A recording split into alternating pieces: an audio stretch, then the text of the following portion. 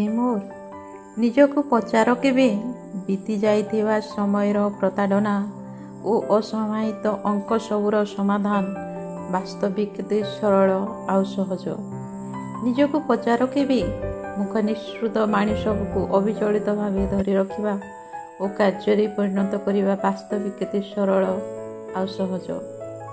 ନିଜକୁ ପଚାର କେବେ ବାଣ୍ଟିଥିବା ସ୍ନେହ ଓ ସରାଗ ବଦଳରେ ପାଇଥିବା ଘୃଣାର ସ୍ୱାଦ କେତେ ଲୋଭନୀୟ ଓ ଗ୍ରହଣୀୟ। ନିଜକୁ ପଚାର କେବେ ଖୁବ୍ ଆପଣାର କରିଥିବା ଲୋକ କ୍ଷଣି କରି ତିରସ୍କାର ଓ ଜୀବନରୁ ବହିଷ୍କାର କଲା ପରି ଆଖି କୋଣରୁ ବହିଥିବା ଲୁହ କେତେ ମିଠା। ନିଜକୁ ପଚାର କେବେ ଭୁଲିବାକୁ ଚାହିଁଥିବା ଅତୀତ ଯେବେ ସ୍ମୃତି ରୂପେ ହୃଦୟରେ ବାରମ୍ବାର କାରାଘାତ କରେ ତା ପାଇଁ ହୃଦୟର ଦ୍ୱାର ଖୋଲିବା କେତେ ସ୍ୱାଗତଯୋଗ୍ୟ ଓ ଆନନ୍ଦଦାୟୀ। ପଚାରିନି କେବେ ନିଜକୁ ଏତେ ସବୁ ସୁଖର ଅଧିକାରୀ ହେଲା ପରେ ବି ମନ କିଆ ଚାହିଁନି ସ୍ୱର୍ଗାରୋହଣ କରିବାକୁ।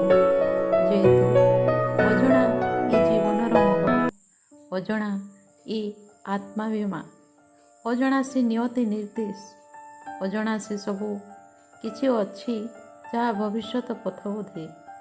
ସମୟର ସ୍ରୋତରେ ବହିଯିବା ହିଁ ଜୀବନର ଭବିତବ୍ୟ।